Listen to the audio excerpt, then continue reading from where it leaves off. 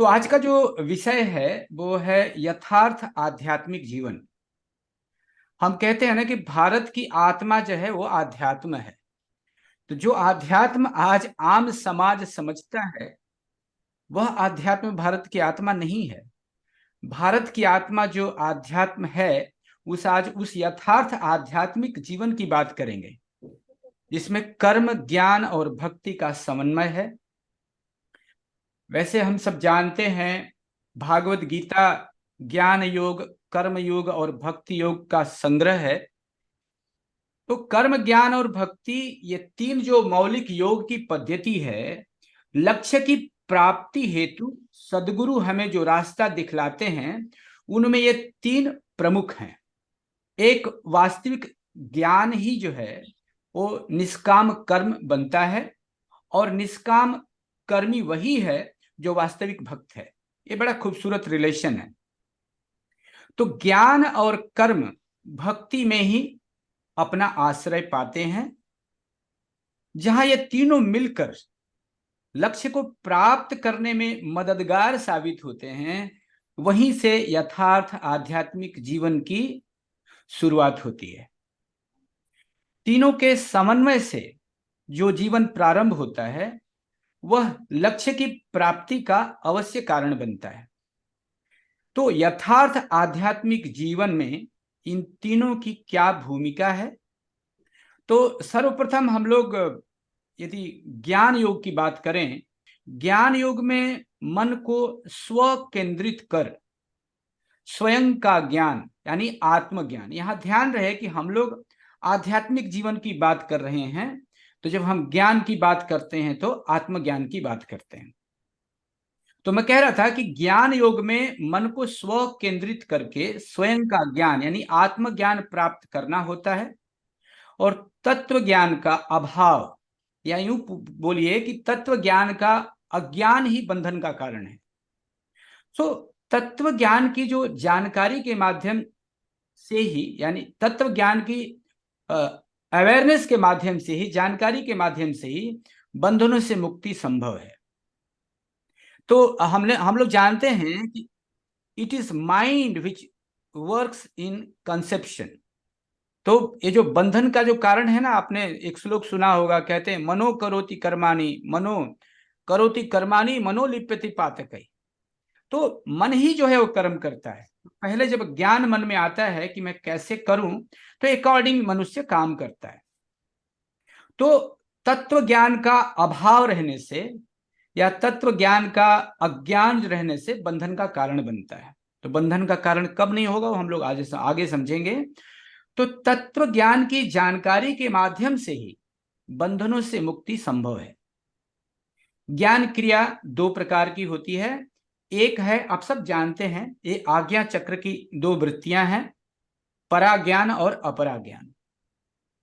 तो ज्ञान को दो तरह से परिभाषित किया गया है। एक है अपराज्ञान, अपराविद्या, that is called empirical knowledge.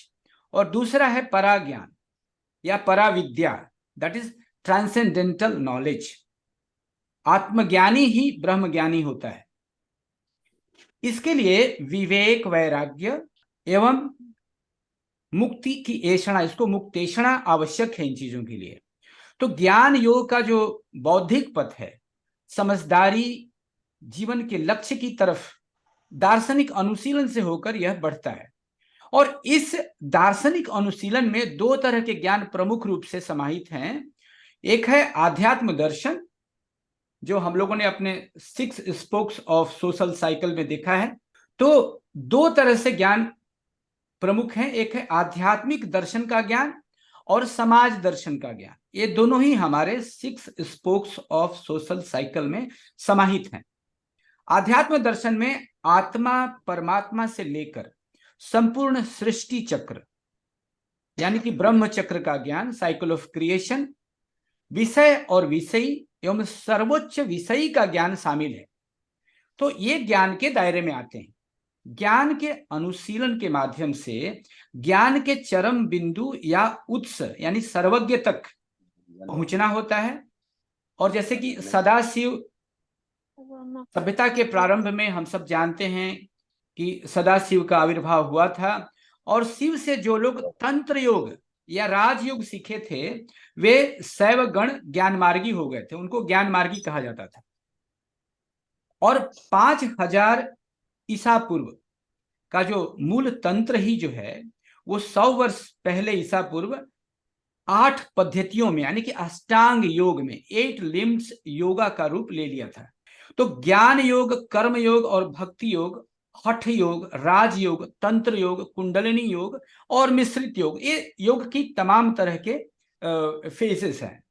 तो ज्ञान क्रिया में है अनुभूति, अनुभव, चिंतन, मनन, स्मृति, बाह्य जगत में जो देखते हैं उसका आत्म स्थिरीकरण का यही हमारा प्रथम प्रयास होता है। तो आत्मज्ञान को लेकर वेदांत का जो कई तरह से परिभाषित करता है वेदांत, उसमें पहला जो हम सब जानते हैं कि अहम ब्रह्मास्मि। ओके, होप आप लोगों को स्लाइड दिख रहा होगा। तो आज का सब्जेक्ट यही था, और हम लोग जो बात कर रहे थे अभी हम लोग ज्ञान योग की बात कर रहे हैं। तो ज्ञान योग में ज्ञान को जो वेदांत ने परिभाषित किया है वो अहम ब्रह्मास्मि, अयम आत्मा ब्रह्म, तत्वमसि सर्वम खलुविदम ब्रह्म इत्यादि से इसको परिभाषित किया गया है, उसे ज्ञान योग कहते हैं। और ज्ञान योग बुद्धि के जागरण, that is awakening of intellect से शुरू होता है, और लक्ष्य इसका क्या है? आत्मज्ञान प्राप्त कर लेना। तो जब मन अपने अंदर की तरफ लगातार चलते हुए अपने अस्तित्व एवं क्रियात्मक पहचानों को खो देता है, दैट इज द अल्टीमेट, तब वह आत्मा के साथ एकीभूत हो जाता है, और यही है ज्ञान योग का सार तत्व। This is the real essence of ज्ञान, जिसको कहते हैं ना कि ब्रह्मविद ब्रह्मैव भवति। तो जो ब्रह्म के पीछे भागता है, कल हम लोग बात कर रहे थे कि परम पुरुष को पीछे भागते भागते मनुष्य ब्रह्म ही बन जाता है। जिस तरह से जो नमक की गुड़िया होती है वो जब समंदर ना की गहराई नापने चलती है तो उसी में मिल करके खो जाती है। Just a minute. तो जैसा हम लोग सुने कि ज्ञान और कर्म भक्ति में ही अपना आश्रय पाते हैं, that was the first point. It is a recap what we learned. And then दो तरह का ज्ञान होता है, अपरा ज्ञान और परा ज्ञान, that is empirical knowledge and transcendental knowledge. And then ज्ञान योग जो है बुद्धि के जागरण के साथ शुरू होता है, और इसका लक्ष्य क्या है? आत्मज्ञान। तो आत्मज्ञान प्राप्त कर लेना, यही है ज्ञान योग का सार तत्व। और हम आते हैं अब कर्म योग पर, कि वस्तु की अवस्थान्तर प्राप्ति या उसके आपेक्षिक स्थान परिवर्तन का नाम है कर्म। कर्म का मूल रूप या प्राथमिक स्तर है इच्छा, विल। वही हम लोग कह रहे थे ना, इच्छा से जब मन करता है तभी काम होता है। मनो करोति कर्माणि मनो लिप्यति पातकैः, मनश्चा तन्मनं भूत्वा ना पुण्यै न च पातकैः। So it is the human mind which is the cause of the bondage and liberation, and it is the mind which works. If the mind is liberated, the person is also liberated. So after all, it is the human mind which engages in auspicious actions. मन ही जो है काम करता है। Now if the mind is kept engrossed in the ideation of परम पुरुष, और जब मन जो है परम पुरुष के भाव में यदि भावित होता रहे, then it gets totally merged in the consciousness. So in that case, where is the scope of virtue and vice for the person? कल कोई प्रश्न था, तो जब मनुष्य उस स्टेज में पहुंच जाता है तो उस स्टेज में उसके पास न तो पुण्य रहता है न पाप रहता है। वह स्टेज में, जब उस स्टेज को कहते हैं समाधि का स्टेज। तो हम लोग बात कर रहे थे कि इच्छा को ही मुख्य कर्म कहा गया है। एक कर्म जीवों की इच्छा से होता है और एक कर्म भूमा की इच्छा से होता है। ये दो तरह के कर्म होते हैं। साधक को जब सब समय कर्म के प्रति सतर्क रहने की आवश्यकता है, अनावश्यक, क्योंकि कर्म बंधन से छुटकारा पाने के मात्र 3 ही उपाय बतलाए गए हैं जो बड़े इंपॉर्टेंट हैं। वो आपके सामने है। कर्म बंधन से छुटकारा पाने के 3 उपाय बतलाए गए हैं। पहला है फलाकांक्षा त्याग, दूसरा है कर्तृत्वाभिमान त्याग, और तीसरा है सर्व कर्म ब्रह्म में समर्पण। ये 3 ही रास्ते हैं कर्म के बंधन से छुटकारा पाने के। गीता में भी कहा गया है योगः कर्मसु कौशलम, यही कर्म का कौशल है। तो जागतिक भूमि में जड़ साधना में श्रम और परिश्रम, मानसिक भूमि में भाव साधना में धारणा और परिश्रम, और आत्मिक भूमि में आध्यात्मिक साधना में अभिध्यान और परिश्रम। तो कर्म के प्रति सतर्क रहने का उपाय क्या है, आप सब जानते हैं, वो है मधु विद्या। कोई भी काम करने के पहले सेकंड लेसन का अनुशीलन करना। तो हम बात कर रहे थे, तो इसी को भगवान बुद्ध जो है वो सम्यक कर्मांत में इसको एक्सप्लेन करते हैं। 8 फोल्ड पाथ है, उसमें जो 6th है वो है सम्यक कर्मांत। तो सम्यक कर्मांत में भगवान बुद्ध एक्सप्लेन करते हैं, but in certain people I find particular defect. कुछ लोगों में कर्म के प्रति एक खामियां देखने को मिलती हैं। वो डिफेक्ट क्या है कि जब वो लोग काम प्रारंभ करते हैं but leaves the work unfinished, लेकिन काम को जो है बीच में ही छोड़ देते हैं। This is very bad. So whenever you start any work, जब भी आप कोई काम को अपने हाथ में लेते हो, then you should complete it in a proper order. तो उसको प्रॉपर ऑर्डर में कंप्लीट करना ही करना ही है। That is the finishing touch should be of proper order, and this is called कर्मांत इन संस्कृत। यही बुद्ध का जो कर्मांत है वो यही है कि जब भी हम किसी काम को लेते हैं उसको खोल गया बेटा, पी लो तू, परफेक्शन तक पहुंचाने की कोशिश करते हैं। दिस इज कॉल्ड कर्मांता इन संस्कृत। बुद्धा सेड सम्यक कर्मांता, whatever you are doing finish it with proper style. इसको कहते हैं सम्यक कर्मांत। तो जैसा हम लोग देखा कि कर्म का आपको बंधन न हो, इसके लिए you should follow the second lesson, जिसको हम मधु विद्या भी कहते हैं। तो इसके लिए क्या क्या काम आता है, अनासक्ति योग, निष्काम कर्म योग, जिसको भगवान कृष्ण ने उसी को कहा है योगः कर्मसु कौशलम। तो भगवान बुद्ध के जो सम्यक कर्मांत की जो बात वही है। ज्ञान और कर्म की चरम परिणति क्या है, शरणागति है, 100% सरेंडरी है। तो ज्ञान के बारे में हम लोग सुना, और कर्म, इन दोनों का जो चरम परिणति है वो है शरणागति में ही है इसकी। तो एक दो चीजें जो हैं कर्मी के, 2 अवगुण हैं, वो है आलस्य और अहंकार। कर्मी में भी होते हैं और ज्ञानी में भी होते हैं। तो आलस्य और अहंकार जो है ज्ञानी और कर्मी के 2 दोष हैं, ये हमेशा ध्यान रखना है। तो कर्मा, और इसके कर्माध्यक्ष कौन है, कर्माध्यक्ष है परम पुरुष। सो मानव जीवन की सार्थकता समस्त कर्मेषणाओं को इष्ट की ओर बढ़ाकर धर्म की परिपूर्ति करता है।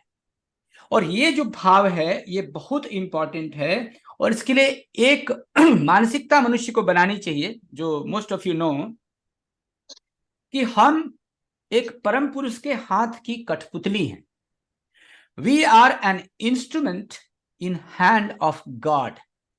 ये बात जितनी जल्दी समझ में आ जाए एक साधक को, उसका उतना ही जल्दी कल्याण होगा, और वो जो है आलस्य और अहंकार से दूर रहेगा। कहते हैं ना कि परम पुरुष की इच्छा के बिना एक पत्ता भी नहीं हिलता है। बाबा कहते हैं कि a blade of grass cannot move without his permission, and a mammoth also cannot move without his wish. उसकी इच्छा के बिना कुछ नहीं होता है। ये बात साधक को हमेशा स्मरण रखना है। तो कहते हैं कि कर्माध्यक्ष है परम पुरुष, इसी को मैंने एक्सप्लेन कर रहा था। ये जानना बहुत जरूरी है कि मानव जीवन की सार्थकता जो है समस्त कर्मेषणाओं, अब आती है बात कर्मेषणा क्या होती है। इच्छा और ऐषणा में फर्क आप लोग समझते हैं। इच्छा मतलब होता है डिजायर, और कर्मेषणा मतलब होता है उस इच्छा को हाथ पैर चला के उस तरफ अपने को धावित करना, प्रयास भी करना, उसको कहते हैं ऐषणा। तो कर्म करने की जो ऐषणा है उसको कहते हैं कर्मेषणा।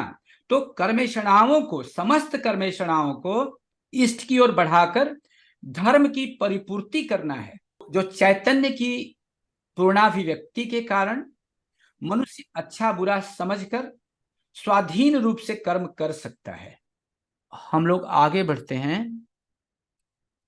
हम लोग बात कर रहे थे चैतन्य की पूर्णाभिव्यक्ति के कारण मनुष्य अच्छा बुरा समझकर स्वाधीन रूप से कर्म कर सकता है। तो कर्म जो है अच्छा बुरा भी होता है, सत असत भी होता है, शुभ अशुभ भी हो सकता है। सो जो उत्तम कर्म है वे जो विवेक समर्थित हो, विवेक वैराग्य एवं प्रज्ञा द्वारा समर्थित कर्म हो, उसी को हम कहते हैं उत्तम कर्म। तो कर्म जो है प्रत्यय मूलक एवं संस्कार मूलक दो प्रकार के होते हैं। कृत कर्मों का जो फल भोग है जिसको हम संस्कार कहते हैं, कर्म फल भोग एक वो रहता है। तो प्रकृति का अटल शाश्वत नियम है कि जैसा करोगे वैसा भरोगे। तो पूर्व जन्म और संस्कार के सिद्धांत प्रकृति के नियम से जुड़े या बंधे होते हैं। अच्छा कर्मों का अच्छा फल होता है तथा बुरे कर्मों का बुरा फल भोगना ही पड़ता है। तो कर्म का जो प्रतिकर्म है उसी को हम संस्कार कहते हैं। Reaction of Karma in its potentiality, उसको ही संस्कार कहा गया है। तो जो प्रत्येक जीवन को ब्रह्म का विकास समझकर सेवा करने से कर्म बंधन से बंधन नहीं पड़ता। जैसा हम लोग पहले बताया कि यदि हम मधु विद्या का यदि स्मरण करके कोई काम करते हैं या प्रत्येक जीव को ब्रह्म का विकास समझकर सेवा करते हैं तो कर्म बंधन से हम मुक्त रहते हैं। इसी तरह से है और तरह के कर्म है, भूत यज्ञ है, नृ यज्ञ है, पितृ यज्ञ है, आध्यात्म यज्ञ है। तो कर्म के द्वारा सेवा के चार भाग हैं, 16 पॉइंट्स में समाहित है। देखिए जैसा हम लोग बात कर रहे थे 16 पॉइंट्स वाले प्रेजेंटेशन में, that 16 point is a complete human life. एक आदर्श जीवन जीने के लिए उसको 100% मान के चलने में ही मनुष्य सदगति है। तो आगे बढ़ते हैं। तो कर्म साधना और कर्म योग में अंतर को बाबा बतलाते हैं। ये बड़ा इंपॉर्टेंट है, ध्यान से रखिएगा। कर्म साधना और कर्म योग में अंतर को बाबा ने बतलाते हुए कहा है, आप सब सुने हुए हैं, कि कर्म साधना जो है डाई वाइल वर्किंग और कर्म योग है वर्क वाइल डाइंग। कहा गया है कुरु पुण्यम अहोरात्रम। बाबा कितनी बार दोहराते थे, मरते मरते काम करो और करते करते मरो। दैट इज, एक साधक को ऐसा ही बनना है। और यह भी कहा गया है, शिवोक्ति में भी कहा गया है, शुभस्य शीघ्रम अशुभस्य कालहरणम। यदि कोई इच्छा पॉजिटिव थॉट्स मन में आ जाए तो उसे शीघ्र कर डालो, उसको टालो नहीं। लेकिन यदि कोई अशुभ विचार मन में आते हैं तो इनको जितना समय काट सको काटो, ताकि वो धीरे धीरे मेंटल प्लेट से हट जाएगा। कल मैंने एक और फार्मूला हम लोग देखे थे। परम पुरुष कहते हैं कि देखो जी, कभी कभी मन में यदि कुविचार आ जाते हैं तो जोर जोर से कीर्तन करो, वो कुविचार तुम्हारे मन से दूर हो जाएंगे। So this is also a technique. और इसके बारे में तो आप जानते हैं, वेद व्यास भी अपने पुराण में कहते हैं अंत में कि अष्टादश पुराणेषु व्यासस्य वचनद्वयम् परोपकाराय पुण्याय पापाय परपीडनम। तो कैसे काम करें और कैसे नहीं करें, ये इतना सिंपल लाइन में बताते हैं कि वह काम जिसमें दूसरों का कल्याण हो वो पुण्य है, और जिसमें किसी भी जीव का अकल्याण हो वो पाप है। ऐसे काम को नहीं करना चाहिए। इवन तुलसीदास भी कहते हैं, आपने सुना होगा कि परहित सरिस धर्म नहीं भाई, पर पीड़ा सम नहीं अधमाई। तुलसीदास कहते हैं कि दूसरे का परहित सरिस धर्म, दूसरे का हित करने जैसा धर्म नहीं है, और दूसरे का बुरा करने जैसा पाप नहीं है। तो ये हमारे इसीलिए कहते हैं कि भारत की आत्मा जो है वो आध्यात्म है। दैट इज वाई वी से। तो जो कर्म संन्यास है, कर्म का देशातीत, कालातीत और पात्रातीत जो अवस्था तक पहुंचाना, फिर वहीं पहुंच रहे हैं जहां हम ज्ञान से पहुंचे थे। तो कर्म भी, जो कर्म संन्यास है, वो कर्म का देशातीत, कालातीत और पात्रातीत अवस्था तक पहुंचाना। कर्म संन्यास केवल परम ब्रह्म के साथ संपर्क युक्त है। परम पुरुष में मिलाना ही कर्म का अंतिम लक्ष्य है। तो बाबा ने कहीं कहा है, तुम लोग एक कर्म यज्ञ के आहुति देने के लिए आए हो, तुम लोग एक कर्म यज्ञ में आहुति देने के लिए आए हो। वह आहुति स्वयं की कर्मेषणा के द्वारा, स्वयं के त्याग के द्वारा, स्वयं की निष्ठा, स्वयं की एनर्जी की चरमतम अभिव्यक्ति और चरमतम अभिप्रयोग के लिए है। That is a supreme sacrifice. तो वह भी जहां ज्ञान लेकर आकर के हमें छोड़ता है, परम पुरुष में मर्ज हो जाना, वहीं कर्म भी हमें ले आकर के छोड़ता है। तो अब हम आते हैं भक्ति योग पर। तो हम सब जानते हैं, चूंकि यहाँ मोस्टली लोग भक्त जुड़े हुए हैं, तो भक्ति के बिना जीवात्मा को परमात्मा में ले जाना संभव नहीं है। तो क्योंकि भक्ति के माध्यम से ही जीवात्मा को परमात्मा में ले जाया जा सकता है, इसीलिए भक्ति के बिना जीवात्मा को परमात्मा में ले जाना संभव नहीं है। तो जो योग साधकों को जो दैवी शक्ति है, कुल कुंडलनी को ऊपर उठाकर परमात्मा में मिलाना पड़ता है, ये तो सभी साधक जानते हैं। तो जो कुंडलिनी जैसे जैसे विभिन्न चक्रों को पार करती है, आध्यात्मिक साधकों को कुछ सिद्धियां मिलती रहती हैं। यह योग के विभिन्न स्तरों पर होता है। कुंडलिनी को तभी उठाया जा सकता है जब साधक की चाह परमात्मा होते हैं। देखिए, ध्यान रखिए, आम आदमी की कुंडलिनी रेज नहीं हो सकती है। फर्स्ट रिक्वायरमेंट इज कि हमको इस बात की अगेन ऐषणा होनी चाहिए कि मैं परम पुरुष को प्राप्त करना चाहता हूं। इच्छा नहीं, ऐषणा। तो कहते हैं कि कुंडलिनी को तभी उठाया जा सकता है जब साधक की चाह परमात्मा की तरफ होती है। जब मनुष्य जीव शक्ति को शिव शक्ति में मिलाने की इच्छा करेगा, तभी कुल कुंडलिनी का ऊर्ध्वगमन हो सकेगा। योग में भक्ति की जो भूमिका है, इसको लेकर कहा गया है कि वह योगी अभागा है जो भक्ति से दूर है। आप लोग जानते हैं कितने 300-300 250 साल से लोग साधना कर रहे थे, लेकिन अंत में उनको परम पुरुष की कृपा के लिए उनके पास आना पड़ा। ऐसी बहुत सारी कहानियां आप लोगों ने सुना होगा जमालपुर की। तो जैसे तोतापुरी हैं, तमाम लोग थे। तो योग बिना भक्ति के उसी तरह है। देखिए कितना खूबसूरत बात है। योग जो है बिना भक्ति के उसी तरह है जैसे सोनार बिना सोना के। गोल्ड स्मिथ के पास यदि सोना ही नहीं हो तो काहे का सोनार है। ये जस्ट एग्जाम्पल के लिए कहा जा रहा है। तो कुंडलनी का जो निद्रा त्याग है, बिना भक्ति के संभव नहीं है। भक्ति के बिना ज्ञान, शिक्षा आदि सभी असफल हो जाएंगे। तो ज्ञान शिक्षा नहीं रहने पर भी यदि भक्ति है तो वह महायोगी बन जाएगा और योग में प्रतिष्ठित हो जाएगा। तो भक्ति योग में शांत के प्रति आसक्ति को अनंत के प्रति प्रेम या भक्ति में रूपांतरित करना होता है। यानी भक्ति के संबंध में कहा गया है, भक्ति भगवतो सेवा, भक्ति प्रेम स्वरूपिणी, भक्ति आनंद रूपा च, भक्ति भक्तस्य जीवनम। जैसे कहते हैं ना कि एक भक्त जो है भगवान के बिना नहीं रह सकता। जैसे एक मछली जो है उसको जल से निकाल दिया जाए तो उसका जीवन बहुत दिन तक नहीं रहता है, वह तड़प कर मर जाती है। तो आसक्ति जो है वो जागतिक वस्तुओं के प्रति लगाव या आकर्षण है, और भक्ति है परम पुरुष के प्रति प्रेम या आकर्षण।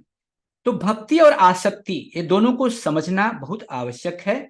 भक्ति जो है वो परम पुरुष के प्रति आकर्षण है, परम पुरुष के प्रति प्रेम है, और आसक्ति जो है वो जागतिक वस्तुओं के प्रति लगाव या आकर्षण है।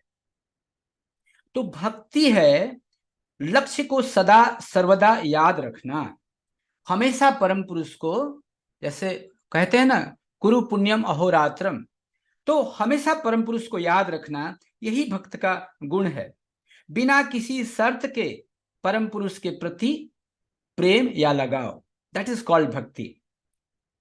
तो भक्ति के अंतर्गत हैं स्मरण, श्रवण, कीर्तन, शरणागति, आत्म निवेदन, संपूर्ण समर्पण। ये सब जो टूल्स हैं, दे टेक्स अस टुवर्ड्स गॉड, परम पुरुष से हमें नजदीक ले जाते हैं। यह भक्ति है प्रपत्ति मार्ग, इसको हम प्रपत्ति मार्ग कहते हैं। या जैसा मैंने बताया कि भक्ति के बिना जीवात्मा को परमात्मा में ले जाना संभव नहीं है। कुंडलिनी का निद्रा त्याग बिना भक्ति के संभव नहीं है। I forgot to forward my slides. ये जो हम बात कर रहे थे, भक्ति योग में शांत के प्रति आसक्ति, दुनिया के प्रति आसक्ति को जब हम अनंत के प्रति प्रेम या भक्ति में जब रूपांतरित करना होता है, तो यही होती है भक्ति। हमें याद आ रहा है जो पंजाब के बुल्ले शाह थे, he was mistake of his time. कहते हैं कि बुल्ले शाह रबदा की पावना, तो बुल्ले शाह कहते हैं इत्थे पुट्या उत्थे लगावना, मतलब इधर से उठा के उधर लगा दो। यही इसमें कहा गया है कि भक्ति योग में जो मन को जो है शांत से, मतलब लिमिट के प्रति आसक्ति को अनंत के प्रति प्रेम का भक्ति में रूपांतरित कर देते हैं, तो उसे ही कहते हैं भक्ति। तो भक्ति के संबंध में आपने सुना, भक्ति भगवतो सेवा, भक्ति प्रेम स्वरूपिणी, भक्ति आनंद रूपा च, भक्ति भक्तस्य जीवनम। और आगे चलते हैं, भूमा के आकर्षण को महसूस करना ही भक्ति है। भूमा के आकर्षण को, परम पुरुष के आकर्षण को, यही प्रपत्ति मार्ग है। अनंत के प्रति प्रेम ही भक्ति है। अपने मन और हृदय को ईश्वर की तरफ मोड़ देना ही भक्ति है। जागतिक आसक्ति को अनुरक्ति कहते हैं और भक्ति को परानुरक्ति कहते हैं। एक सच्चा भक्त बोधि ज्ञान का धनी होता है। ध्यान रखिए, एक सच्चा भक्त बोधि ज्ञान का धनी होता है, इंट्यूशन का धनी होता है, और एक सच्चा ज्ञानी जो है वही वास्तविक भक्त होता है। तो दोनों का जो पथ है शुरू में अलग अलग दिखता है, ज्ञान मार्गी का, कर्म मार्गी का, कर्म योग और ज्ञान योग का शुरू में अलग अलग दिखाई पड़ने पर भी लक्ष्य दोनों का एक ही है। इवन शंकराचार्य जी कहते हैं, आपकी स्लाइड में मैंने सामने पेश किया हूं, कि मोक्ष कारण समग्रयन भक्ति रेव गरियसी। मोक्ष प्राप्त करने के जितने भी उपाय हैं दुनिया में, संसार में, चाहे वह ज्ञान योग हो, चाहे वह कर्म योग हो, या भक्ति योग ही क्यों न हो, उसमें भक्ति सर्वश्रेष्ठ है। यह कभी नहीं भूलना चाहिए। हालांकि ज्ञान की भी पराकाष्ठा वहीं जाके अंत होता है, कर्म की भी वहीं अंत होती है, लेकिन उसमें भक्ति सर्वश्रेष्ठ है, ये शंकराचार्य भी कहते हैं। तो मोक्ष प्राप्त करने की जितने भी उपाय हैं, उन सब में जो अव्वल उपाय है वह है भक्ति। तो ज्ञान और कर्म के द्वारा भक्ति का जागरण किया जाता है। ये बहुत इंपॉर्टेंट है, और आनंद मार्ग में ये बहुत की वर्ड है कि कर्म ज्ञान मिश्रित भक्ति। तो कर्म और ज्ञान का सपोर्ट लिए हुए जो भक्ति होती है, अतः भक्ति के जागरण के लिए ज्ञान और कर्म दोनों की आवश्यकता है। तो कर्म, ज्ञान और भक्ति का आध्यात्मिक सूत्र है एक, ये शायद बाबा ने ही बताया है, इसके पहले तो मैं कहीं सुना नहीं था। बाबा कहते हैं, मैं शायद स्लाइड में रखा हूं, यस हम सब जानते हैं कि अहंकार भक्ति में सबसे बड़ी बाधा होती है, स्पेशली कर्म योग के लोगों के लिए, ज्ञान योग को फॉलो करने वाले लोगों के लिए। परंतु परम पुरुष ने कर्म, ज्ञान और भक्ति का आध्यात्मिक सूत्र दे दिया है। This is not mathematical formula, it is आध्यात्मिक फॉर्मूला। तो इसमें कहते हैं कर्म माइनस ज्ञान इज इक्वल टू भक्ति। मनुष्य जो है, किसी मनुष्य का मान लीजिए कि 100 कर्म रहे, मतलब 100 ठो काम किया, और ज्ञान रहा 20, तब 100 - 20 यानी 80% हुई भक्ति। इस फार्मूला को समझिए। अब किसी मनुष्य को ज्ञान नहीं है किंतु सत्कर्म किए जाता है। अब यदि वो मान लीजिए कि 100 कर्म किए रहे तो उसकी भक्ति कितनी हुई भाई, क्योंकि वो ज्ञानी तो है नहीं। तो 100 माइनस 0 इट बिकम्स 100। तो उसका जो भक्ति है वो 100% होता है। और मान लीजिए कोई मनुष्य है, यदि अधिक ज्ञानी हो और मान लो 20% ज्ञान है, तो उस क्षेत्र में उसको 100% भक्ति पाने के लिए 120% कर्म करना होगा। I mean look at the विडंबना ज्ञानियों के लिए। और बहुत बड़ी विडंबना है ज्ञानियों को यार, यहाँ पर दुर्दशा औरों से अधिक है। तो ज्ञानी को देखिए, एक एक भक्त को बोले जिसके पास ज्ञान नहीं है, वो यदि 100% कर्म करता है तो उसका 100% भक्ति मिलता है। लेकिन यदि कोई ज्ञानी है, मान लीजिए उसके पास 20% ज्ञान है, ज्ञान चर्चा भी करता है 20%, उसके अहम को खत्म करने के लिए उसके में भक्ति तब जाएगी जब वो 120% काम करेगा, तब उसके पास जाकर के 100 भक्ति बचेगी। तो दिस इज द फार्मूला, कर्म माइनस ज्ञान इज इक्वल टू भक्ति। इसलिए देखा जाता है कि जो पांडित्याभिमानी व्यक्ति सहज में भक्ति नहीं पाते हैं। जो बड़े इंटेलेक्चुअल्स हैं, जो अपनी ज्ञान की दुंदुभी बजाते रहते हैं दुनिया में, वो पाया जाता है कि उनके लिए भक्ति सहज नहीं होती है। भक्ति अर्जन करने के लिए इसलिए जन्म जन्मांतर की सुकृति का प्रयोजन होता है। ये एक जन्म में नहीं मिलती है। तो ये था कर्म माइनस ज्ञान इज इक्वल टू भक्ति। तो भक्त की जो अनुभूतियों के विभिन्न स्तर हैं, सालोक्य है, सामीप्य है, सायुज्य है, साष्ठी है, कैवल्य है, ये सभी भक्ति की 5 समाधियां हैं। तो मैं उसमें तो नहीं जाऊंगा। विभिन्न भावों को लेकर भक्ति होती है। लीला भाव कर होती है, वात्सल्य भाव को लेकर होती है, सखा भाव को होती है, दास्य भाव को होती है, गोपी भाव लेकर के होती है, राधा भाव, शैव भाव इत्यादि। जो कि इसीलिए कहा गया है कि परम पुरुष ने जो हमको 5018 प्रभात संगीत दिए हैं, उनके उनमें इन हर तरह की भक्ति आपके संस्कार के अनुसार उसमें आपके पसंद का प्रभात संगीत अवश्य मिलेगा। और आज आप उसमें इस भक्ति का मजा ले सकते हैं, इसका लुफ्त उठा सकते हैं। तो परम पुरुष ने कोई कसर नहीं छोड़ा है हम लोगों को। किसी भी तरह से हमको क्या बनाना है, उनको भक्त बनाना है।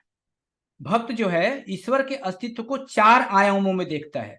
मेरा अस्तित्व है और ईश्वर का भी अस्तित्व है, ये हुआ दूसरा। उसका अस्तित्व है इसलिए मेरा अस्तित्व है, और सिर्फ उसी का अस्तित्व है। 4 दृष्टिकोण हुए भक्त के। तो भक्ति के 8 प्रकार कहे गए हैं। सामान्य भक्ति, गौड़ा भक्ति, तामसिक भक्ति, राजसिक भक्ति, सात्विक भक्ति, तो मुख्या भक्ति, निर्गुणा भक्ति, रागानुगा भक्ति और रागात्मिका भक्ति, और सगुणा भक्ति, और तमाम भक्ति के प्रकार हैं। बाबा भी इसको आप जब जाइएगा तो एक चैप्टर है, I don't remember what it is या वैधि भक्ति और शुद्धा भक्ति। जब आप चैप्टर पढ़ेंगे तो ये सब आपको बहुत क्लियर हो जाएगा। ये है सुभाषित संग्रह 8वें खंड में। तो मैं आप लोगों को छोड़ता हूं होमवर्क करने के लिए। तो ज्ञानी और भक्त में अंतर है कि ज्ञानी जिज्ञासु होता है, उसके साथ प्रश्न रहता है, उसके पास संदेह रहता है, भय तब तक जुड़े होते हैं जब तक कि वह उनका उत्तर नहीं पा जाता। तो यह ज्ञानी की दशा होती है।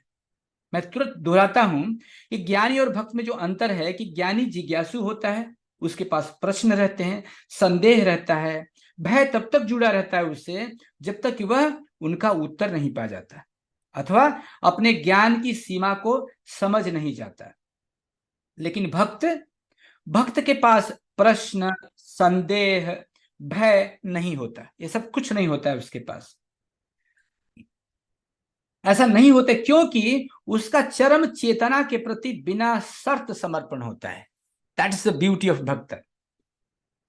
कॉस्मिक कॉन्शियसनेस के प्रति, परम चेतना के प्रति जो उसका समर्पण है, वह जो है बिना शर्त के होता है, अनकंडीशनल लव विद परम पुरुष। तो हमने देखा कर्मी और भक्त में अंतर है, ये तो हम लोग ज्ञानी और भक्त में देख लिया। अब कर्मी और भक्त में अंतर है कि निष्काम कर्मी निमित्त भाव को लेकर चलता है। कर्मयोग कर्म करने की कला है जिसमें हर कर्म में ब्राह्मी भाव का आरोपण किया जाता है, जबकि एक भक्त उसके साथ साथ वो तो करता ही है कर्म, यह भी समझता है कि केवल गुरु के एक स्पर्श से या गुरु के दृष्टिपात से ही संस्कार जल जाते हैं और साधक दग्धबीज बन जाता है। वह भक्त कहता है कि हे परम पुरुष, हे माँ, जैसे बच्चा माँ से कहता है, जब बुद्धिमान हो जाता है, बड़ा हो जाता है, विवेक आ जाता है, तो कहता है मुझे खिलौना मत दो, मुझे तुम चाहिए। तो यही भक्त की दशा होती है, वह कहता है मुझे खिलौना मत दो, मैं तुम्हें चाहता हूं। तब परम पुरुष, जैसे माँ अपने बच्चे को गोद में उठा लेती है कि अब तो ये बहुत नॉटी हो गया है, ये तो सब समझने लगा है, तो इसी तरह से परम पुरुष भी भक्त को गोद में उठा लेते हैं।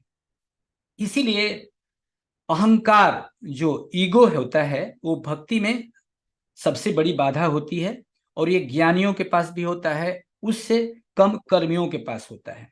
तो अनंत से प्रेम ही है भक्ति, मन और हृदय को परम पुरुष की ओर परिचालित करना ही है भक्ति। आप देखते हैं श्री कृष्ण भगवान भी कहते हैं कि सर्वधर्मान परित्यज्य, तुम अपने सारे कर्म को त्याग कर मामेकम शरणम व्रज, अहम त्वा सर्व पापेभ्यो मोक्षयिष्यामि मा शुचः। बोले कि तुम ये सब छोड़ करके बस मेरी शरण में आ जाओ, मेरी भजना करो, मैं तुम्हें मोक्ष दे दूंगा। बाबा भी कहते हैं ना कि मुक्ति मोक्ष तुम लोगों के पॉकेट में है। तो जब मनुष्य साधना करता है, सुबह शाम साधना करता है, वो क्यों, ये प्रैक्टिस रहने से ही ना अंत काल में परम पुरुष याद आएंगे, और जब वो याद आएंगे तो हम उनकी गोद में बैठ जाएंगे। That is the very simple science of meditation. Why we do meditation twice a day regularly at least. ये भी कहते हैं, अब इसमें सबसे बड़ी बाधा क्या है? तो सबसे बड़ी बाधा जो होती है इस भक्ति मार्ग में चलने के लिए, साधना मार्ग में चलने के लिए, वो होती है माया। तो माया हम नहीं जाएंगे डिटेल में, आप सब जानते हो कि माया जो है उसकी दो आवरणी शक्ति होती है और एक प्रक्षेपणी शक्ति होती है। तो उसके लिए भी श्री कृष्ण कहते हैं ये तो मेरी माया है जी, तुम इससे क्यों डरते हो? तो श्री कृष्ण कहते हैं कि ये तो मेरी माया है। जब दैवी हेशांग गुणमयी, ये जो गुणमयी माया है जो तुमको तामसिक बंधनों से, राजसिक और सात्विक बंधनों से बांध के रखती है, तो ये तो गुणमयी माया है। मम माया दुरत्या, ये तुम्हारे बस की बात नहीं है इसके बंधन को पार करना। तो कहते हैं दैवी हेशांग गुणमयी मम माया दुरत्या, ये तो मेरी माया है।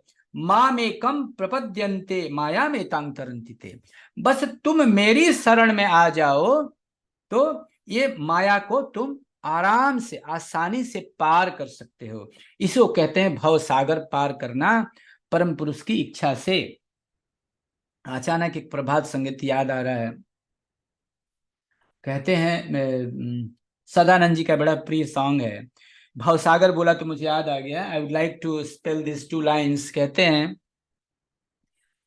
तुमी कोथाय आमी कोथाय माझे केनु बाधार सागर, তুমি কোথায় আমি কোথায় মাঝে কেন বাধার সাগর, ডাকি তোমায় আখির ধরায় উর্মি মালায় ढाके से स्वर।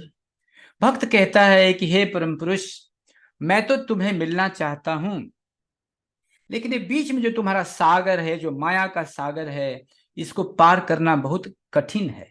मैं तुमको पुकारता हूं, अश्रु धारा के साथ पुकारता हूं, लेकिन इस माया रूपी जो समुद्र की लहरें हैं, इनकी आवाजों में शायद मेरी आवाज दब जाती है, मैं तुम तक नहीं पहुंच पा रहा हूं।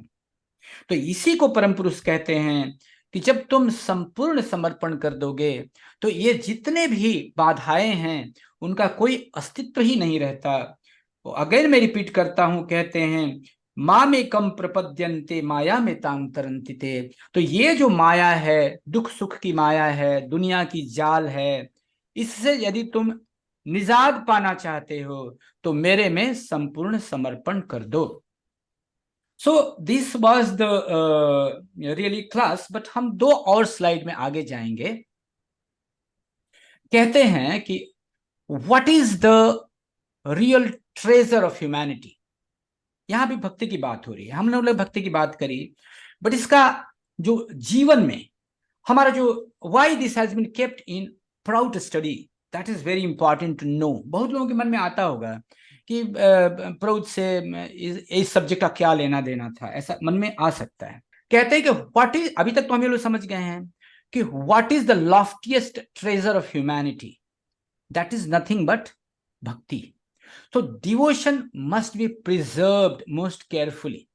इसको बड़ा ध्यान से हमको बचा के रखना है जीवन में। जिस तरह से जब हम छोटा पौधा लगाते हैं तो उसको चारों तरफ से फेंसिंग करते हैं, we put fence around it to protect it. तो जब वो बड़ा हो जाता है, जब भक्त मजबूत हो जाता है, तब उसको कोई भी मेटेरियलिज्म या कोई भी दुनिया की चीजें उसको डिगा नहीं सकती हैं। लेकिन तब तक, वह अवस्था आने तक, जब तक वो यह समझ न जाए कि स्पिरिचुअलिटी और the devotion is the mission of life, जब तक वह स्टेज नहीं प्राप्त करता, तब तक उसको प्रोटेक्ट करके रखना पड़ता है। So devotion is such a tender inner asset. तो हम देखते हैं कि onslaught of materialism around it, तो हम we have to preserve it from onslaught of materialism and various narrow sentiments. जैसे कि आप सब जानते हो, जिसको हम कहते हैं geo sentiment, socio sentiment, humano sentiment, materialism, इन सब से बचाकर रखना पड़ेगा मनुष्य को। तो एक और बात है कि भक्ति तत्व जो है मनुष्य की सर्वश्रेष्ठ संपदा है। जैसे भी हो, इस भक्ति संबंध को बचाना होगा, अन्यथा मनुष्य का सब कुछ नष्ट हो जाएगा। वर्तमान धरती के मनुष्य ने बौद्धिक क्षेत्र में अत्यधिक प्रगति की है, ये सब हम जानते हैं। इसलिए हमें चाहिए कि हम अपनी इस सर्वोच्च संपदा को किसी भी प्रकार से नष्ट नहीं होने दें। इसके लिए क्या करना होगा? पुनः हम वहीं जाते हैं, 2 दिन पहले का जो क्लास था। We have to strictly follow the 16 points. We have to strictly fill the form every day and assess ourselves कि मैं कहां खड़ा हूं। यह बहुत जरूरी है। जब भी हमें लगे कि बाहरी दबाव से हमारी इस सर्वश्रेष्ठ संपदा को आघात पहुंच रहा है, तो हमें तुरंत परम पुरुष से प्रार्थना करते हुए कहना है, हे परम पुरुष, हमारी इस आंतरिक संपदा को बचाओ। कहीं ऐसा न हो कि हम अंदर से नितांत खोखले होकर रह जाएं, उस अंतरा को हम सहन नहीं कर सकेंगे। भक्त को उस चरम सीमा पर पहुंचना है। इसलिए कृपा करके हमारी सर्वश्रेष्ठ संपदा भक्ति तत्व की रक्षा करो। तो वो तो ठीक है, लेकिन हमारा भी तो कोई कर्तव्य है। जब परम पुरुष आपको डू एंड डोंट्स देकर गए हैं, फिजिकली गए हैं, आई कैन नॉट से गए हैं, तो उनका पालन करना हमारा तो कर्तव्य होता है। कृपा को भी लोग डिफाइन करते हैं, कृपा करो और पाओ।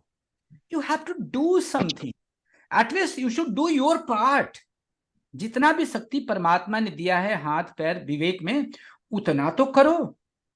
परम पुरुष तो एश्योर करते हैं कि जब तुम अपनी शक्ति से पूरा लगा दोगे तो जरूरत पड़ेगी तो मैं और भी शक्ति दूंगा।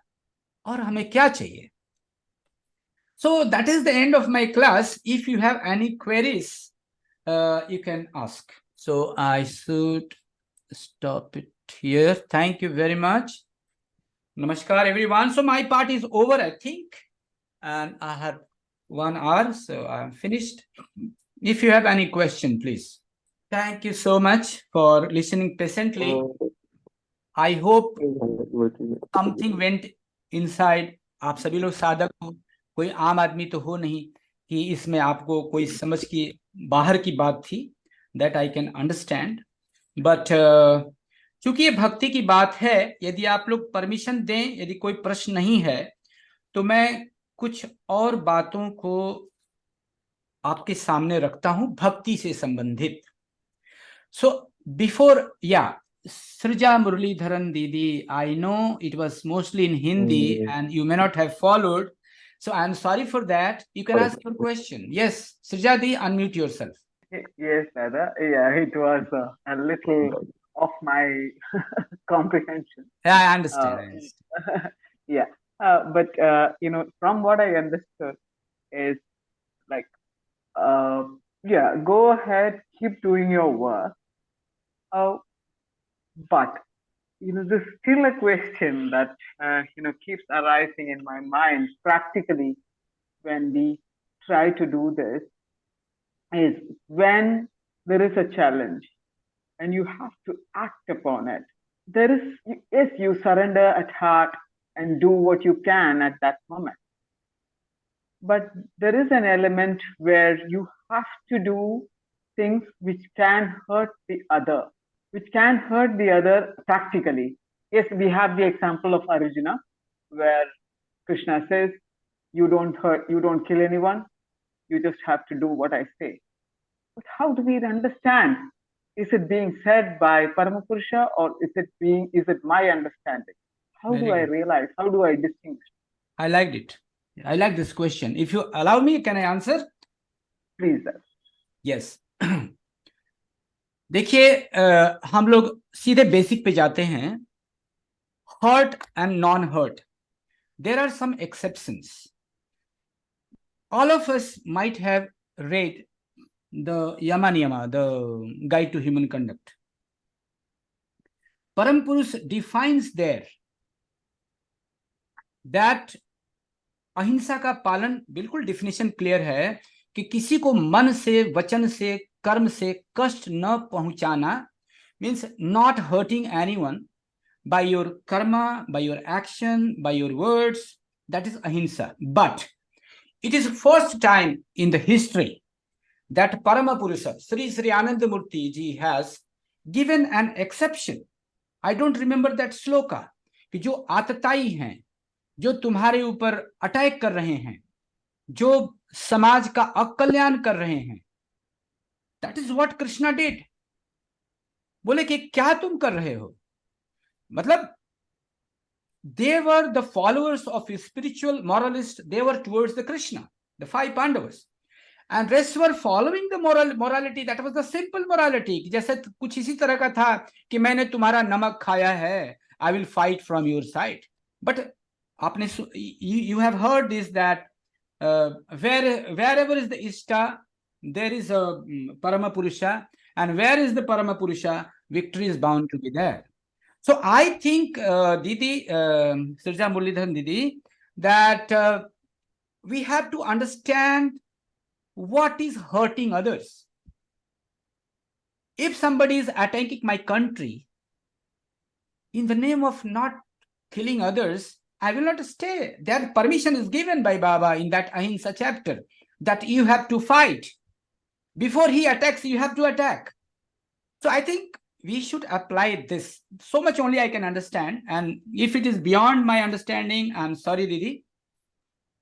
And second important thing, Didi, that many things you told challenge. Many challenges are because of our sanskaras, They keep, many things happens which we never expected to happen. And some things happen, I do not know, somebody is pulling me. I had no plan. But because of some background, some third force is pulling me towards that. Subh or asubh, whatever you call. So that is because of sanskaras. And second important is we get pulled by Paramapurusha. So there are two things, and that is what I wanted to explain in Bhakti Shastra, but I'm sorry it is in Hindi, but you may understand. There are two kind of force, centripetal force and centrifugal force. So there are actions जो कि हमको परम पुरुष से दूर ले जाते हैं. We call it centrifugal force, जो हमको दूर ले जाते हैं परम पुरुष से. इसको कहते हैं हिंदी में केंद्रातिगा. और जो परम पुरुष की तरफ लाते हैं अच्छे कर्म, हमको वो परम पुरुष के पास लाते हैं, ऐसे कर्म करते हैं हम, तो उसको कहते हैं सेंट्रीपेटल, दैट इज केंद्रानुगा फोर्स. तो शास्त्र में इस केंद्रानुगा शक्ति को कहा जाता है विद्या शक्ति. तो जो सेंट्रीपेटल फोर्स है टुवर्ड्स परम पुरुष, whatever is the activity you are doing, if it is bringing you closer to the परम पुरुष, यदि आपके कोई भी शुभ काम यदि आपको परम पुरुष के नजदीक लाते हैं, those powers, those forces are called centripetal force. उसको कहते हैं विद्या माया. और जो प्राण केंद्र में परम पुरुष की ओर ले जाते हैं और जो प्राण केंद्र से दूर हटा देते हैं या दूर हटाने की चेष्टा करते हैं, वह है अविद्या माया. तो यह जो विद्या माया है, इसके मध्य निहित है मुक्ति का अभाव. ध्यान रखिए इस बात को. यह जो विद्या माया है, उसके there is a lack of अमृत तत्व, what you call it, lack of liberation, इसका फीलिंग. एंड अमृत तत्व और जो केंद्रातिगा है, जो सेंट्रीपेटल फोर्स है, उसके मध्य निहित है, बता सकते हैं. Sorry I reversed it. तो इस विद्या शक्ति और अविद्या शक्ति दोनों के अस्तित्व से जगत की सृष्टि है दीदी. So some things are beyond our, and that is what is challenge is, and that is what it is not easy to go. एक और मैंने स्टेटमेंट पढ़ा था कि भक्ति जो है एक जन्म में नहीं जग जाती है. I mean unless you purify your mind through your closeness with Parama Purusha, whether it is through Kirtana, whether it is through what you call क्या बोलते हैं इसको, साधना. तो जब तक हम अपने दग्ध बीज नहीं कर लेते हैं संस्कार को, unless we burn the seeds of sanskaras, it is not possible. So I will say only so much, Didi. And yes, Suraj Prakash ji, Protis Dada, you can ask. नमस्कार दादाजी. नमस्कार दादाजी. ऐसा है, मैं पूछ रहा हूँ दादा. हाँ बोलिए. शुभ अशुभ और good and bad, all the same? I'm sorry, again repeat.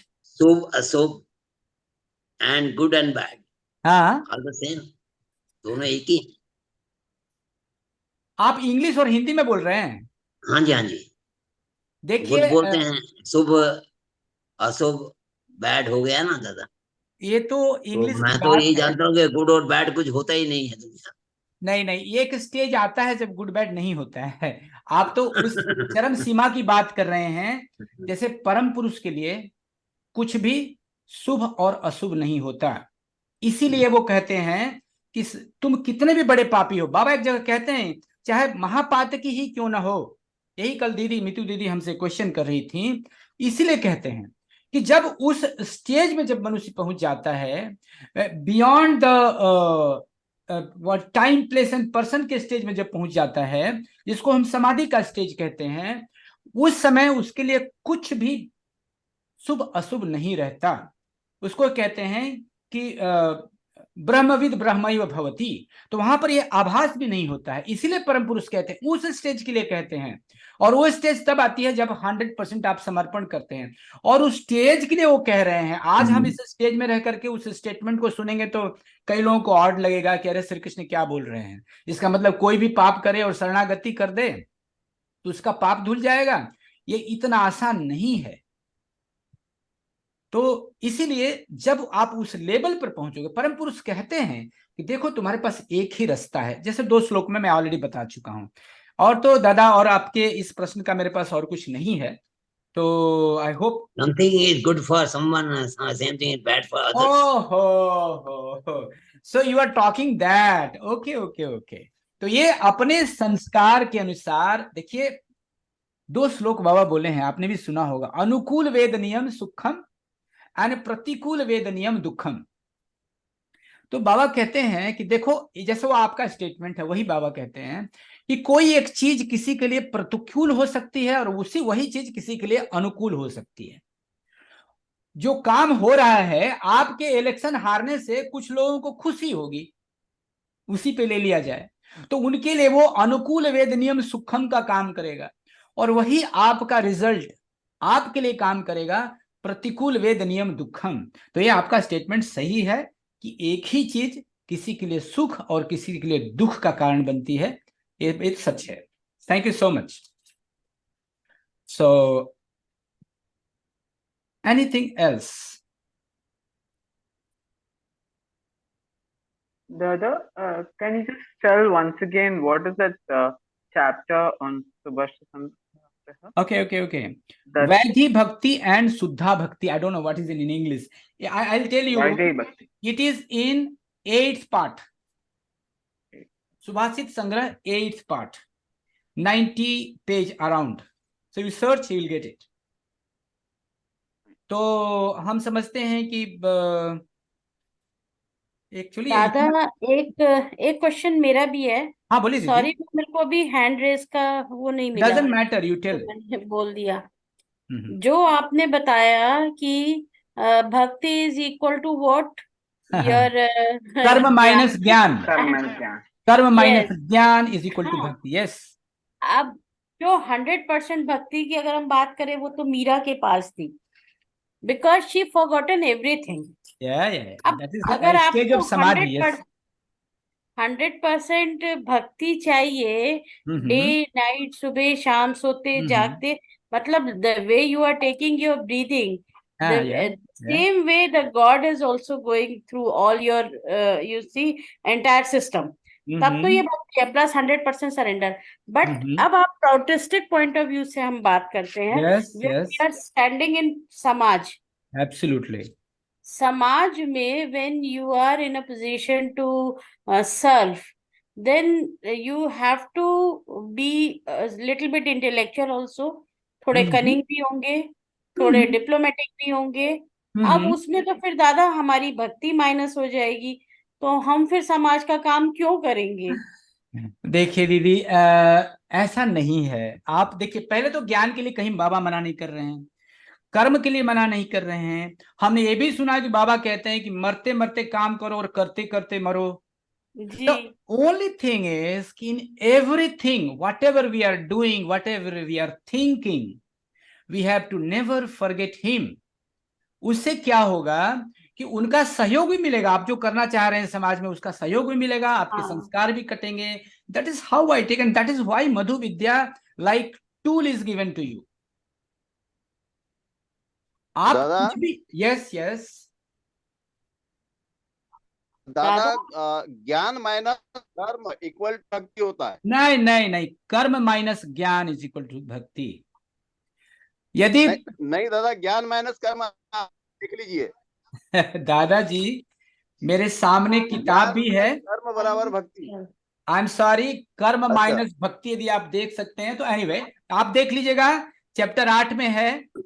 और थोड़ा लॉजिक से सोचा भी जाए, यदि ज्ञान 0 हो जाए, क्योंकि मान लीजिए कर्म 0 हो गया और माइनस ज्ञान है, तो भक्ति माइनस हो जाएगी, काम ही नहीं करें, खाली ज्ञानी ज्ञानी। आई थिंक यहाँ पर मेरे को एक और बात याद आ रहा है, हम लोग का जो भैरवी चक्र जो है, जो हमारी प्रतीक है, I hope most of you no the meaning of that, है ना।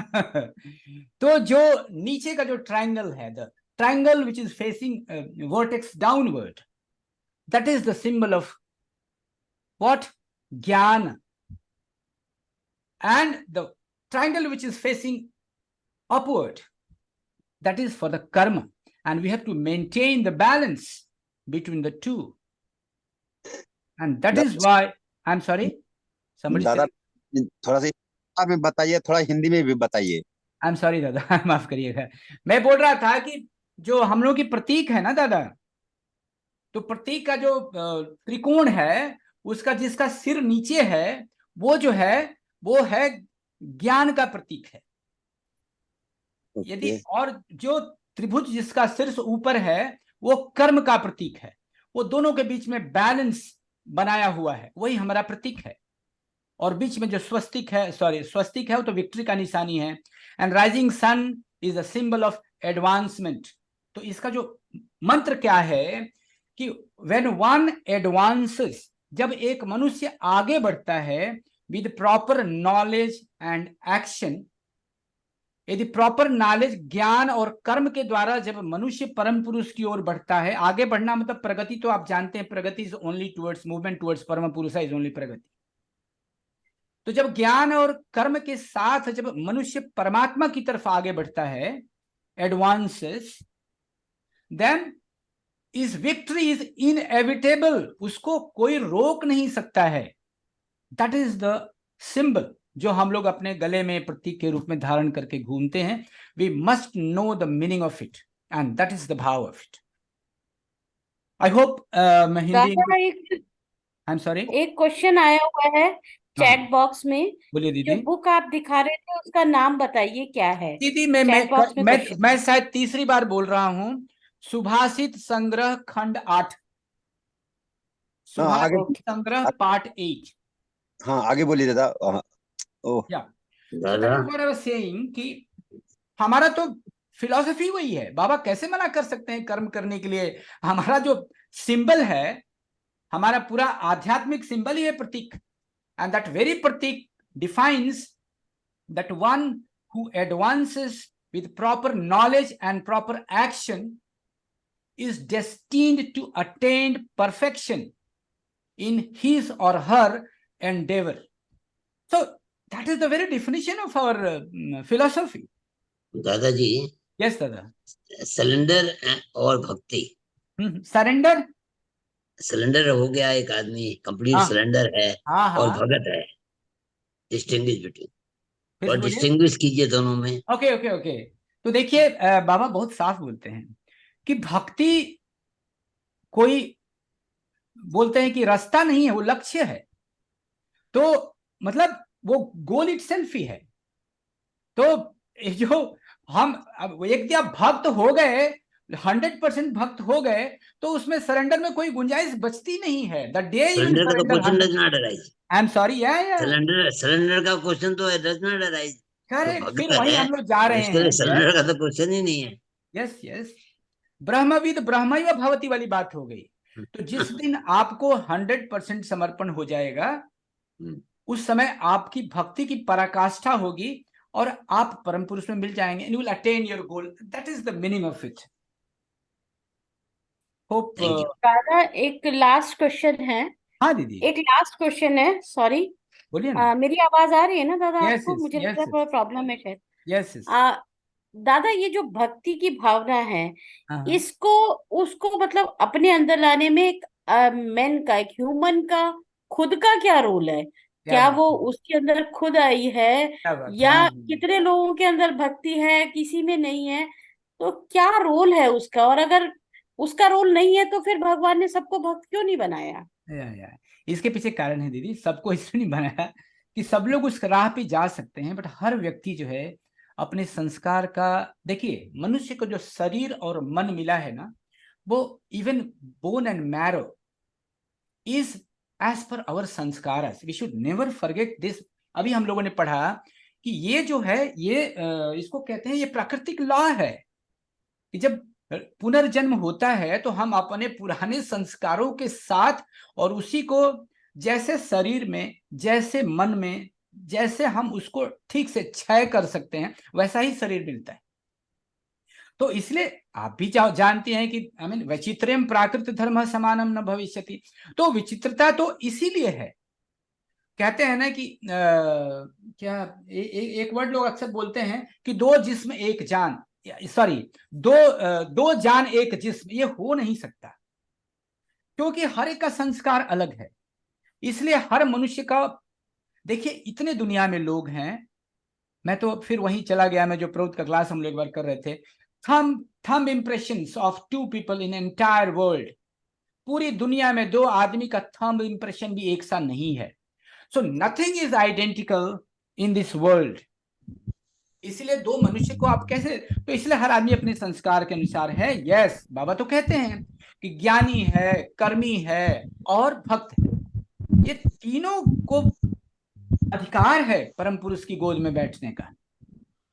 ये तो वो तो रास्ता भी बता गए। आप बोलते हैं कि भक्ति कैसे जगेगी, तो मैं तो बड़ी छोटी छोटी बाबा ने तो उंगली पकड़ के हम लोगों को 16 पॉइंट्स में बताया है। रोज सुबह जब आप कोई पौधा लगाती हैं, छोटा सी बात किया जाए, वेरी सिंपल बात किया जाए, तो जब वो बड़ा होता है ना तो कितना अच्छा लगता है, देखो देखो आज इसमें पत्ता आ गया है ना। तो फिर उसको आप रोज जब पानी दीजिएगा, जब बड़ा हो जाएगा तो see you get attach to it, आपको उसके प्रति दया, करुणा, ये सब आने लगेगा। सो बाबा ये नहीं बोलते केवल प्लांट्स को, बोलते हैं जानवरों को भी, मनुष्य को भी, सबको खिलाने बोलते हैं।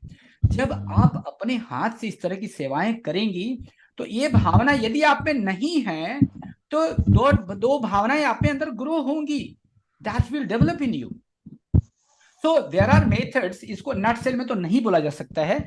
और मैं इतना ही कहूंगा सब लोगों से कि हम लोगों का जो दर्शन शास्त्र है और जो धर्म शास्त्र है, वो विशेष करके जो सुभाषित संग्रह है, बहुत सारी जो हमारी आध्यात्म से संबंधित जो हमारी मन में सवाल हैं, क्वेश्चंस हैं, I am very sure those will be solved.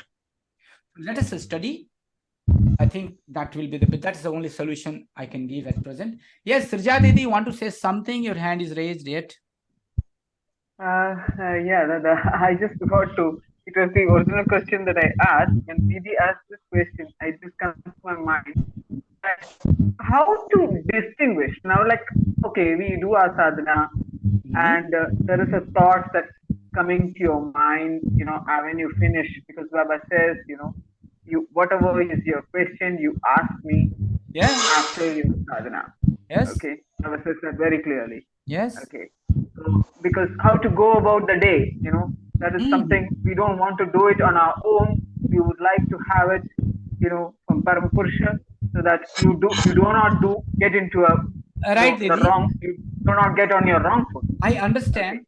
So when we do this, that answer that I have, how do I distinguish it is not just my intellect giving the answer, but it is, it is the doubt of Didi, whether it is my intellect or let me explain you, please.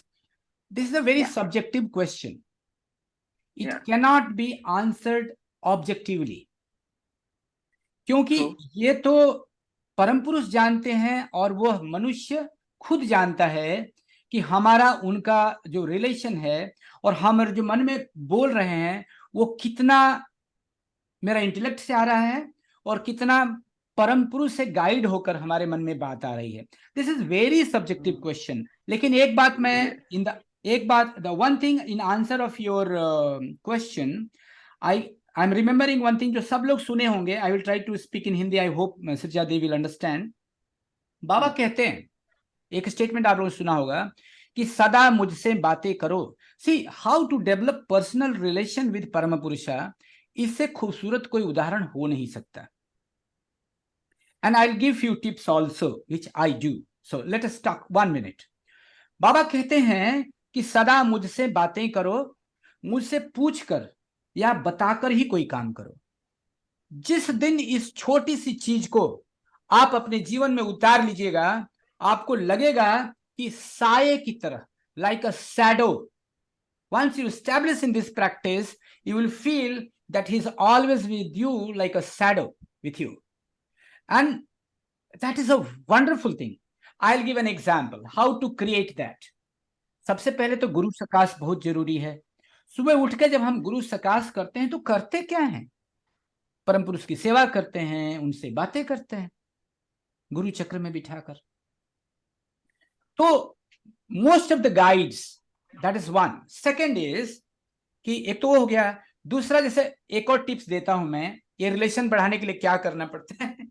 मेरे पास, आई am sorry मैं थोड़ा personal बात बोल रहा हूं, मेरे पास लगभग 140 जो है मेरे पसंद के प्रभात संगीत है। ओके, तो पंचजन में गाते हैं हम लोग, अब मन में आता है कि 140 हमारे पसंद का है, कौन सा गाएं, तो मैं क्या करता हूं, उसको बिल्कुल मोबाइल पे ऐसे चला देता हूं, सर्फ करता हूं, जहां जाके रुकता है मैं बोलता हूं अच्छा अच्छा तो ये सुनना चाहते हो, and then I start singing. I mean see the beauty of Yes, brother. Yes, yes, yes. We do it all that. depends that how you are nurturing yourself, how you are cultivating bhakti in yourself. So these are all the small tips. Very true. Very Thank you true. so much. And दादा सब कुछ तो बाबा ही करते हैं, हम तो yes. कुछ कर ही नहीं सकते। बट वही भी That is बोलते हैं very ना कि true. तुमको But when जितना it goes सामर्थ्य wrong, दिया you're है उतना तो करो। sure. No, the other भाई, question comes when अभी हम things लोगों ने go सुना wrong. कि मरते मरते काम करो और करते करते मरो, और हम बोलेंगे कि सब कुछ बाबा ही करते हैं, हमको कुछ करने की क्या जरूरत है। तो ये तो हमारे मन में सोच रहे हैं, तभी तो समझ रहे हैं ना दादा ये। हम तो कुछ कर ही भी नहीं सकते, उनके बगैर पत्ता भी नहीं हिलता। देखिए अब एक बात आपका आंसर दे देता हूं, I think it is good for everyone. बाबा का लास्ट प्रवचन है आनंद नगर में, ऑन एज अ प्रेसिडेंट आरयू प्रवचन है, the mind grows in magnitude. अब most of you know this, probably 3rd June 1990। उसमें कहते हैं, जो दादा बोले आपका आंसर सुनिएगा। बाबा बोलते हैं कि देखो जी, if anything you do in a systematic manner, सोचिएगा बहुत ध्यान से, सारे समाज के वर्कर के लिए बहुत इंपॉर्टेंट है। If you do anything with a systematic manner, 99% you are going to be, I mean, you will be successful. That is the statement of परम पुरुषा। 1% संभावना तभी नहीं होगे जब परम पुरुष इंटरफेयर करेंगे। तो ऐसा नहीं कि परम पुरुष आप अच्छा काम करेंगे तो आपको सपोर्ट नहीं करेंगे। This is not the right statement. Yes, ये सही है कि उनकी इच्छा के बिना एक पत्ता भी नहीं हिलता है, वो तो सही है, बट ये इस बात को लेकर के हम सोए रहें, इसके लिए तो हमको पैदा नहीं किया है। ये तो बात आप सभी हम सब समझते हैं, क्योंकि उसने तो क्लियरली लिख दिया है भाई, वो तो रिटन है। If you do the things in a planned way. एक और बात है, मैं एक और बात याद आ रही है, हम लोगों से तो नहीं है, ये मैं किसी मोटिवेटर का सुना हूं, बट ये बहुत सही वक्त है हम लोगों को इस बात पे चर्चा करने का। ये बोल के देखिए, ये बोल के रह जाना कि हम कुछ नहीं कर सकते, सब तो देखिए भाव रखिए भाई, उनकी इच्छा नहीं रहेगी तो हम तो अगला सांस भी नहीं ले सकते, बट ले रहे हैं तो ये तो उनकी इच्छा उनकी इच्छा से ले रहे हैं, आई एम सॉरी, उनकी इच्छा से ही ले रहे हैं दादा। हाँ दादा, उनकी इच्छा से ही ले रहे हैं। देखिए एक बात बहुत जरूरी है, वी हैव टू अंडरस्टैंड। देखिए आप क्या सोच रहे हैं, ये आपके अलावा और परम पुरुष के अलावा बीच का आदमी नहीं बोल सकता है। आप कितना सच बोल रहे हैं, आपके मन में क्या है, आपका एटीट्यूड क्या है, ये केवल आप जानते हैं 100%, और परम पुरुष दादा जानते हैं। सच और झूठ भी तो वही बोल रहे हैं, हम तो नहीं बोल रहे हैं। नहीं दादा, आप तो, आपके लिए तो एक कहानी याद आ रही है, और सुन लीजिए। बताएं बताएं। बाबा ने किसी को कहा, बाबा की कोई गया तो वो सिगरेट पीता था। आई होप मोस्ट ऑफ हाँ यू दादा मस्ट हैव सुना हर्ड द मैंने। Story. Yes yes So let us बताएं। not go in that slot कि परम पुरुष डंडा लगाना पड़े। I mean, let us be logical। देखिए बाबा एक जगह और एक बात कहते हैं कि मनुष्य का जो सबसे बड़ा संपद है वो है विवेक। विवेक मनुष्य का सबसे बड़ा संपद है। भक्ति को भी कहते हैं, जब भक्ति की चर्चा करते हैं तो। और नियो ह्यूमनिज्म का फर्स्ट चैप्टर है, let me tell that chapter. That chapter is भक्ति तत्व और नव्य मानवतावाद। इसमें बाबा कहते हैं कि मनुष्य का सबसे बड़ा संपदा क्या है जी, तो है विवेक। तो हमारा हर जो विवेक सम्मत डिसीजन होना चाहिए। तो इसी तरह से वो कह रहा था, जैसे कि आप क्वेश्चन के लिए क्वेश्चन न करें, क्योंकि आप तो बहुत सीनियर हैं, आप सब समझ रहे हैं, and I can not answer those things because they are very subjective things. तो और आप लोग जानते हैं बाबा क्या किए थे, तो we should not go in that slot. Yes, thank you very much. Any question, or shall I ask my Didi Swarnlata to sing Kirtana? I think Didi, if you can sing Kirtana, it will be fine. Yes. कीर्तन वो आपने story नहीं पूरी की। ओहो, नहीं, I think बहुत लोग जानते हैं। चलिए मैं पूरी कर देता हूँ।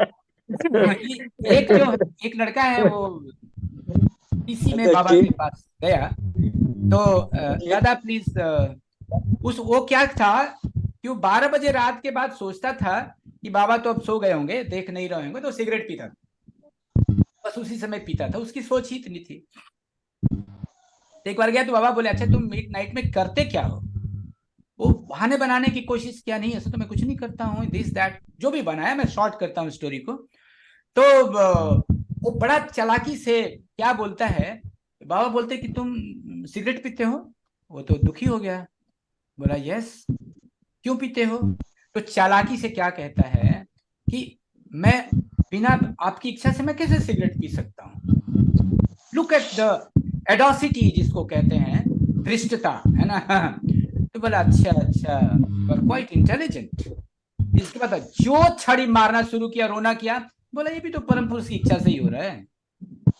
सो we have to be logical, विवेक सम्मत हमारी जो सोच है वो विवेक का समर्थन उसको होना चाहिए, ये बहुत इंपॉर्टेंट है। तो बाबा ने दो बात कही है, भक्ति तुम्हारी संपदा है और विवेक भी तुम्हारी संपदा है, और ये बात हम में से किसी को नहीं भूलना चाहिए। थैंक यू वेरी मच दीदी, I request you if you can do कीर्तन। परमपिता बाबा की जय। दादाजी एक बात बोलना है, एक ही मिनट। ओके दीदी प्लीज एक्सक्यूज, या बोलिए दादा। दादाजी ये गले में जो पहनते हैं ये इसका नाम प्रतीक नहीं है। हाँ हाँ, ये इसका नाम है, बाबा दिया है स्मरणतिका, संस्कृत हाँ में। हाँ हाँ हाँ हाँ, सुना है मैंने, यस यस, आप सही बोल रहे हैं। बंगाली में सरंतिका। हाँ हाँ ये हाँ, इसका यस नाम दादा, कहीं मैं सुना हुआ हूँ, you right, thank you so much, yeah good good, thank you, yes दीदी, now you can do kirtan, thank you so much everyone. परमपिता बाबा की जय। जय। बाबा नाम केवला, बाबा नाम केवला, बाबा नाम केवला, बाबा नाम केवला, बाबा नाम केवला, बाबा नाम केवला, बाबा नाम केवला, बाबा नाम केवला, बाबा नाम केवला, बाबा नाम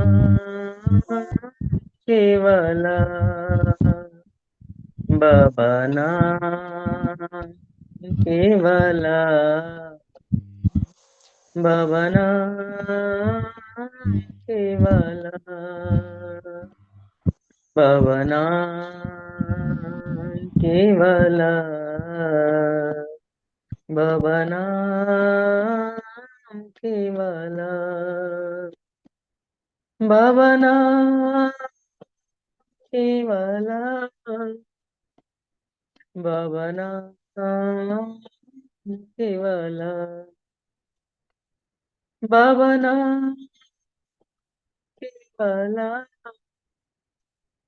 बाबा नाम केवला। परमपिता बाबा की थैंक यू दीदी, thank you so much for very nice kirtana, और आप लोगों को बहुत बहुत धन्यवाद। पहली बार मैं देख रहा हूँ कि जो 30 लोग थे, कीर्तन शुरू हुआ और अभी तक हैं, ये पहली बार मैंने देखा है। अदरवाइज सब लोग लेफ्ट करना शुरू हो जाते हैं, टिंग टोंग बजना शुरू हो जाता है, तो that is not correct. We are भक्तास। दादा क्लास इतनी अच्छी होती है कि काम करते करते भी ध्यान इसी में रहता है। मैं पॉकेट में डाल के घूमती हूँ जब खाना देना होता है सबको।